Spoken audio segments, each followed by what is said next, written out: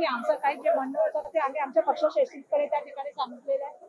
आणि ह्या डिस्ट्रिक्ट बाबतीत बोलायचं झालं तर साऊथ मुंबईच्या बाबतीमध्ये बिलकुल अरविंद सावंत साहेब हे ज्या वेळेला मोठ्या प्रमाणामध्ये पैशाचा आमिष दाखवून ईडी सीबीआय याचा वापर करून एक जबाबदार असताना सुद्धा त्यांनी पूर्णपणे पक्षाची इमानदारी ठेवून मंत्रीपद सोडलं आणि ते पक्षाबरोबर वफादार राहिले आणि म्हणून पक्षाने त्यांना त्या ठिकाणी तिकीट दिलेलं आहे उद्धव बाळासाहेब ठाकरे गटाच्या माध्यमातून. त्यामुळे ते सिटिंग एमपी आहेत.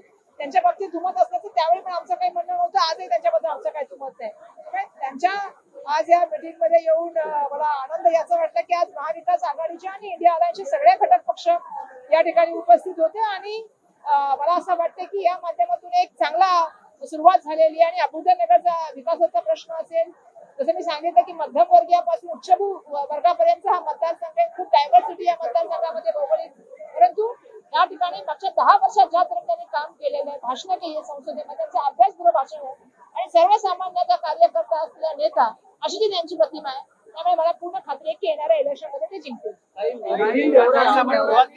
उत्तर मध्य आणि उत्तर मुंबईतून आपल्याला असं नाहीये, असं बिलकुल बिलकुल हे बिलकुल चुकीचं. मला माहिती आहे त्यांना ही सगळी माहिती कुठून आली, पहिली प्रश्न.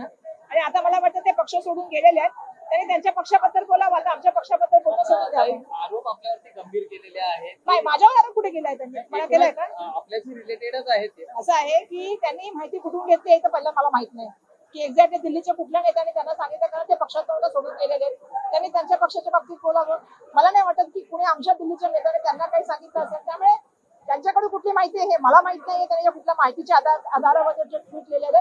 पण मी एवढंच त्यांना सांगू इच्छिते की त्यांनी त्यांच्या पक्षाबद्दल बोलावं. आता ते काँग्रेस पक्षाचे सदस्य नाहीत किंवा काँग्रेस पक्षामध्ये नाहीत, त्यांनी काँग्रेसचा विचार करू नये. काँग्रेसचा विचार करायला आम्ही सगळी मंडळी समर्थ आहोत.